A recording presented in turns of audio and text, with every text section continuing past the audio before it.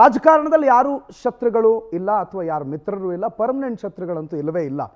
ಆದರೆ ಕೆಲವೊಂದು ಸಂದರ್ಭದಲ್ಲಿ ನಾವು ಆಡುವಂಥ ಮಾತುಗಳು ಪಬ್ಲಿಕ್ ಮೆಮೊರಿ ಶಾರ್ಟ್ ಅನ್ನೋದನ್ನು ಬಹಳ ಮನಸ್ಸಲ್ಲಿ ಇಟ್ಕೊಂಡು ಅದನ್ನು ಆಡ್ದಂಗಿರುತ್ತೆ. ಜನ ಎಲ್ಲವನ್ನ ಮರೆತು ಬಿಡ್ತಾರೆ. ಜನ ಬದಲಾದ ಕಾಲದ ಜೊತೆಗೆ ಆ ಕಾಲಕ್ಕೆ ತಕ್ಕನ ಹಾಗೆ ಆ ಜನ ಬದಲಾಗ್ತಾರೆ ಅನ್ನುವಂಥ ನಂಬಿಕೆ ಮನಸ್ಸಲ್ಲಿ ಶಾಶ್ವತವಾಗಿ ಕೂತ್ರೆ ಏನಾಗಬಹುದು ಅನ್ನೋದಕ್ಕೆ ನಿದರ್ಶನವಾಗಿ ಕೆಲವೊಂದಿಷ್ಟು ಜನ ರಾಜಕಾರಣಿಗಳು ನಮ್ಮ ಕಣ್ಣು ಮುಂದೆನೇ ಇದ್ದಾರೆ. ಕೆಲವರಿಗೆ ತಾವು ಗಾಜಿನ ಮನೆಯಲ್ಲಿ ಕೂತ್ಕೊಂಡು ಈ ಕಲ್ಲು ಎಸಿತಾ ಇದ್ದೀವಿ ಅನ್ನೋದು ಗೊತ್ತಿರೋದಿಲ್ಲ.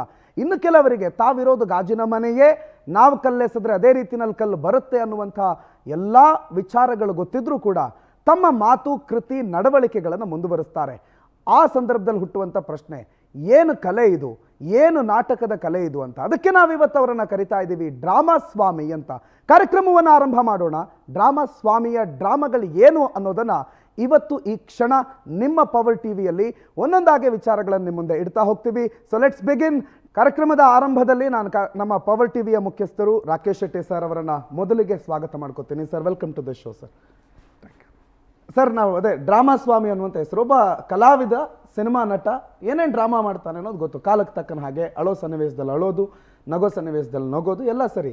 ಆದರೆ ಒಬ್ಬ ರಾಜಕಾರಣಿ ಒಬ್ಬ ಸಿನಿಮಾ ನಟನನ್ನು ಮೀರಿಸುವಂತೆ ಡ್ರಾಮಾ ಮಾಡ್ತಿದ್ದಾರೆ ಅನ್ನುವಂಥ ವಿಚಾರವನ್ನೇ ಮುಂದಿಟ್ಕೊಂಡು ಇವತ್ತಿನ ಎಪಿಸೋಡ್, ಇವತ್ತಿನ ಕಾರ್ಯಕ್ರಮದ ಜಿಸ್ಟ್ ಏನು ಸರ್? ಕರ್ನಾಟಕದಲ್ಲಿ ನೋಡ್ಲಿಕ್ಕೆ ಹೋದರೆ ಇದೊಂದು ರಾಜಕೀಯ ಫ್ಯಾಮಿಲಿ ಅಂತ ನಾವೇನು ಹೇಳ್ತೀವಿ. ದೊಡ್ಡ ಕುಟುಂಬ, ರಾಜಕೀಯದ ದೊಡ್ಡ ಕುಟುಂಬ ಅನ್ನೋದು ಒಂದು. ಇನ್ನೊಂದು ಇವರು ಏನು ಹೇಳೋದಂದರೆ, ನಾವು ಕರ್ನಾಟಕದವನ್ನು ಉದ್ಧಾರ ಮಾಡಲಿಕ್ಕಾಗಿಯೇ ಈ ಒಂದು ಫ್ಯಾಮಿಲಿ ಕರ್ನಾಟಕದಲ್ಲಿ ಇರೋದು.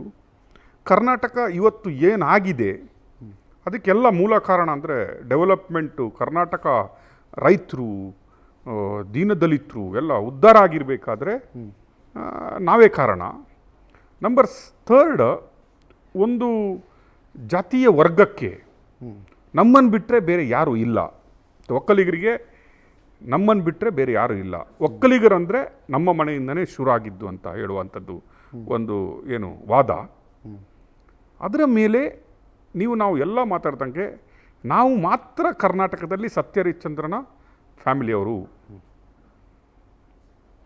ಉಳಿದವರೆಲ್ಲ ನಕ್ಷತ್ರಿಕರು, ನಾವೊಬ್ಬರು ಸತ್ಯಹರಿಶ್ಚಂದ್ರನ ಫ್ಯಾಮಿಲಿಯವರು ಅಂತ. ಆ್ಯಂಡ್ ನೀವು ಹೇಳ್ತೀರಿ ರಾಜಕೀಯ ಅಂತ. ಇವರು ರಾಜಕಾರಣಿ ಅಲ್ಲ. ಇವರು ರಾಜಕಾರಣಿಯಾಗಿದ್ದು ಯಾವಾಗ? ಅವರೇ ಹೇಳ್ತಾರಲ್ಲ, ನಾನು ಪ್ರೊಡ್ಯೂಸರ್ ಆಗಿದ್ದೆ, ನಾನು ಫಿಲ್ಮ್ ಫೀಲ್ಡಲ್ಲಿದ್ದೆ, ಓಕೆ, ನಾನು ಏನೇನು ಮಾಡ್ತಾಯಿದ್ದೆ ಅಂತ ಅದು ಎಲ್ಲರಿಗೂ ಗೊತ್ತಿದೆ. ಎಲ್ಲೆಲ್ಲಿ ಏನೇನು ಮಾಡ್ತಾಯಿದ್ರು ಕುಮಾರಸ್ವಾಮಿ ಗೊತ್ತಿದೆ. ಈಸ್ ನಾಟ್ ರಾಜಕಾರಣಿ. ಅವರು ಡೌನ್ ಲೆವೆಲಿಂದ ಬಂದವರಲ್ಲ. ನೀವು ದೇವೇಗೌಡರನ್ನು ರಾಜಕಾರಣಿ ಅಂತ ಹೇಳಿದರೆ ನಂಬೋದು. ನೀವು ರೇವಣ್ಣನವರನ್ನು ರಾಜಕಾರಣಿ ಅಂತ ಹೇಳಿದರೆ ಒಪ್ಕೊಬೋದು. ಇವರು ರಾಜಕಾರಣಿ ಅಲ್ಲ, ಇವರು ಕುತಂತ್ರಿ ರಾಜಕಾರಣಿ. ಇವರು ರಾಜಕಾರಣದಲ್ಲಿ ಅಧ್ಯಯನ ಮಾಡಿದ ಮೊದಲ ಅಧ್ಯಾಯ, ಇವರಿಗೆ ಪಾಠಶಾಲೆ ಇದೆ ಅಲ್ವಾ, ಅದರ ಮೊದಲ ಪಾಠಶಾಲೆ 2007 ಶುರುವಾಗಿತ್ತು. ಇವರು ಯಾರಂತಲೇ ಗೊತ್ತಿರಲಿಲ್ಲ ಕರ್ನಾಟಕದ ಜನಕ್ಕೆ.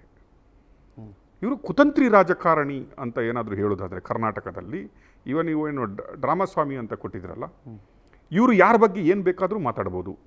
ಇವರು ಯಾರಿಗೆ ಬೇಕಾದರೆ ಏಕವಚನದಲ್ಲಿ ಮಾತಾಡ್ಬೋದು. ಇವರು ಯಾರಿಗೆ ಬೇಕಾದರೆ ಯಾವ ವರ್ಡ್ಸ್ಗಳನ್ನು ಹೇಳ್ಬೋದು. ಇವರು ಯಾರ ಪೇಪರ್ಗಳನ್ನು ಎಲ್ಲಿಂದನೋ ಎತ್ತಿ ಯಾವಾಗ ಬೇಕಾದರೂ ತೋರಿಸ್ಬೋದು. ಇವರ ಪೆನ್ ಡ್ರೈವ್ಗಳು ಯಾವಾಗ ಎಲ್ಲಿ ಎತ್ತಾರೆ, ಎಲ್ಲಿ ಓಪನ್ ಮಾಡ್ತಾರೆ ಅಂತ ಗೊತ್ತಾಗಲ್ಲ. ಬಟ್ ಇವರ ಬಗ್ಗೆ, ಇವರ ಕುಟುಂಬದ ಬಗ್ಗೆ ಅವ್ಯವಹಾರಗಳನ್ನಾಗಲಿ ವ್ಯಭಿಚಾರಗಳನ್ನಲ್ಲಿ ನಾವು ತೋರಿಸ್ಬಾರ್ದು.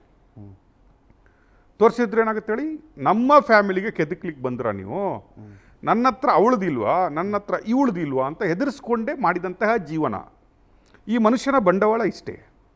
ಇದು ಬಿಟ್ಟರೆ ಎಲ್ಲೂ ಏನಿಲ್ಲ. ಹೆದರಿಸ್ಕೊಂಡು ಬ್ಲ್ಯಾಕ್ ಮೇಲ್ ಮಾಡಿಕೊಂಡು ತನ್ನ ಒಂದು ಏನು 2007 ಜನಾರ್ದನ್ ರೆಡ್ಡಿಗೆ CD ತೋರಿಸಿದ್ರಿಂದ ಶುರುವಾಗಿದೆ.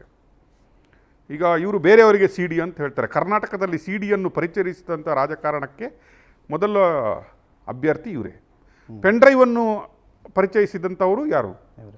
ವಿಧಾನಸೌಧದ ಎದುರುಗಡೆ ಹೋಗಿ ಪೆನ್ ಡ್ರೈವನ್ನು ಎತ್ತಿಡಿದವರು ಇವರೇ. ರೆಸಾರ್ಟ್ ರಾಜಕಾರಣವನ್ನು ಶುರು ಮಾಡುವಾಗಲೂ ಇವರೇ ಎದ್ದಿದ್ದು. ಬಸ್ ಡ್ರೈವ್ ಮಾಡಿಕೊಂಡು ಎಲ್ಲರನ್ನು ಹಿಡ್ಕೊಂಡು ಯಡಿಯೂರಪ್ಪನನ್ನು ಕರ್ಕೊಂಡು ಮಾಡಿದಂಥವ್ರು ಇವರು. I don't call him is a ರಾಜಕಾರಣಿ ಅಂತ, I call him as a ಕುತಂತ್ರಿ ರಾಜಕಾರಣಿ. ಏನಾದರೂ ನೋಡಿದರೆ ಅವಕಾಶವಾದಿ ರಾಜಕಾರಣಿ ಅಂತ ಹೇಳೋದಾದರೆ, ಯಾವರಿಗೆ ಬೇಕಾದರೆ ಏಕವಚನದಲ್ಲಿ ಯಾವಾಗ ಬೇಕಾದರೆ ಬೈತಾರೆ. ಅವರ ಕೆಲಸ ಆಗಬೇಕಾದ್ರೆ ಪಾದ ತೊಳೆಯೋದು ಬಿಡಿ, ಅವ್ರ ಮನೆಗೆ ಹೋಗ್ಬಿಟ್ಟು ಟಾಯ್ಲೆಟ್ ತೊಳೆಯೋದಕ್ಕೂ ರೆಡಿ ಇರ್ತಾರೆ. ಅವರು ದೇವರಾಗ್ತಾರೆ. ಫಾರ್ ಉದಾಹರಣೆ, ಮೋದಿಯ ಬಗ್ಗೆ ಇವರು ಮಾತಾಡ್ತಾ ಇದ್ದಿದ್ದು ಏನಾದರೂ ಇದೇನಾ? ಅಪ್ಪ ಮಗ ಏನಾದರೂ ಮೋದಿಗೆ ಬೈಗಳ ಇದ್ದಿದ್ದು, ಅವ್ರಿಗೇನಾದರೂ ಸ್ವಲ್ಪ ಆದರೂ ಏನಾದರೂ ಕಿಂಚಿತ್ತಿದ್ರೆ ನಾವು ಪ್ಲೇ ಬ್ಯಾಕ್ ಮಾಡ್ತೀವಪ್ಪ. ಇವರು BJP ಅವರು ಕೂತ್ಕೊಬೇಕು, JDS ಅವರು ಒಟ್ಟಿಗೆ ಕೂತ್ಕೊಬೇಕು, ನಾವು ಅದೇ ಅದು ರಾಜಕಾರಣದಲ್ಲಿ ಏನು ಬೇಕಾದರೆ ಹೇಳ್ಬೋದು. ಈಗ ಕೇಳಿ ಅವರಿಗೆ, ನೀವು ಏನಕ್ಕೆ BJP ಒಟ್ಟಿಗಿರೋದು? ದೇಶಕ್ಕಾಗಿ, ಕರ್ನಾಟಕಕ್ಕಾಗಿ, ಒಕ್ಕಲಿಗರಿಗಾಗಿ, ರೈತರಿಗಾಗಿ. ಮಾತ್ರ ಸಾವಿರಾರು ಕೋಟಿ ಆಸ್ತಿ ಯಾರಿಗಾಗಿದೆ ಅಂದರೆ ನಮಗಾಗಿ. ಅದು ಯಾರಿಗಾಗಿ? ನಮಗೆ ಮಾತ್ರ. ನಮಗಾಗಿ. ಬೇರೆಯವ್ರದ್ದು 30-40 ಸೈಟು ನೋಡ್ಲಿಕ್ಕಾಗದ. ಇವರಿಗೆ ಯಾವ ರೀತಿ ಅಂದರೆ, ಇವರಿಗೆ ಬೇರೆಯವ್ರು ಒಳ್ಳೇದಾಗಬಾರ್ದು. ಬೇರೆಯವ್ರ ಮನೆ, ಅವನು ಕಾರ್ ತಗೊಂಡ, ಅವನು ಸೈಟ್ ಮಾಡಿದ್ನಾ, ಓ ಇವನು ಬೆಳೆದ, ಇವನನ್ನು ಹೆಂಗೆ ಹೊಸಕಬೇಕು, ರಾಜಕಾರಣದಲ್ಲಾಗಲಿ ಪರ್ಸನಲ್ ಆಗಲಿ. ಈಗ ಯಾವ ಮೋದಿಗೆ ಬೈತಾ ಇದ್ರು, ಅದೇ ಮೋದಿಯನ್ನು ಏನೇನು ಮಾಡ್ತಾ ಇದ್ದಾರೆ ಅಂತ ನೀವು ನೋಡ್ತಾ ಇದ್ರಿ. ಅದೇ ಅಮಿತ್ ಶಾನವ್ರಿಗೆ ಈ ಲೆಟರ್ ಬರೆಯುವ ಹುಚ್ಚು. ಇವರು ಅನಿಸೋದು ಇವರ ಲೆಟ್ರಿಗೆ ಇರುವಂತಹ ಮರ್ಯಾದೆ ಬೇರೆ ಯಾರ ಲೆಟ್ರಿಗೂ ಇಲ್ಲ. ಅಪ್ಪನೂ ಲೆಟ್ರ್ ಬರೆಯೋದು, ಮಗನೂ ಲೆಟ್ರ್ ಬರೆಯೋದು. ನೋಡಿ, ಈಗಾಗಲೇ ಒಂದು ಲೆಟರ್ ಹೋಗಿದೆ. ಈಗ ಅಮಿತ್ ಶಾ ಅವರಿಗೆ ಲೆಟರ್ ಬರೆಯಲಾಗಿದೆ. ಇವರು ಅನ್ಸ್ಕೊಂಡುದು ಏನಂದರೆ, ಇವರಿಗೆ ಮಾತ್ರ ಮಾನ ಮರ್ಯಾದೆ ಇರೋದು, ಇವರ ಫ್ಯಾಮಿಲಿಗೆ ಮಾನ ಮರ್ಯಾದೆ ಇರೋದು, ಬೇರೆಯವರಿಗೆ ಯಾರಿಗೂ ಮಾನ ಮರ್ಯಾದಿಲ್ಲ. ಇವ್ರು ಏನು ಬೇಕಾದರೂ ಮಾತಾಡೋದು. ಅವನು ಯಾವುದೇ ಅಧಿಕಾರಿ ಆಗಿರಲಿ, ಅವಳು ಯಾವುದೇ DC ಆಗಿರಲಿ, ಕರೆಕ್ಟ್, ಯಾವುದೇ ಒಂದು ADGP ಆಗಿರಲಿ, ಯಾವುದೇ ಒಂದು ಮುಖ್ಯಮಂತ್ರಿ ಆಗಿರಲಿ, ಯಾವುದೋ ಒಂದು ಉಪಮುಖ್ಯಮಂತ್ರಿ ಆಗಿರಲಿ, ಅವರಿಗೆಲ್ಲರಿಗೆ ಇವ್ರಿಗೆ ಮಾತಾಡೋದು ಅವನು ಇವನು. ಇವರಿಗೆ ಇವರು ಬರಲ್ಲ.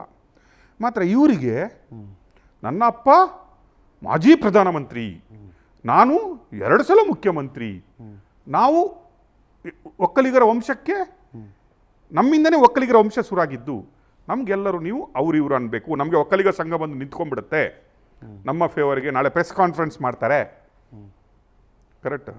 ಇವರು ಸ್ವಾಮೀಜಿಗಳಿಗೆ ಅಂದವ್ರೆ. ಇವರು ಅನ್ನದಿದ್ದು ಯಾರಿಗೆ? ಇವರು ಏಕವಚನದಲ್ಲಿ ಮಾತಾಡದಿದ್ದು ಯಾರಿಗೆ? ಇವರು ಅವಮರ್ಯಾದೆ. ಒಂದು ಹೆಣ್ಣು ಮಗಳಿಗೆ ಇವರು ನಿನ್ನೆ ಎಲ್ಲಿ ಮಲಗಿದ್ಯಮ್ಮ ಅಂತ ಕೇಳಿ ಬಂದಿದ್ದು ನಾವು ಕೇಳಿದ್ದೀವಿ, ಕರೆಕ್ಟ್ ಅಲ್ವಾ?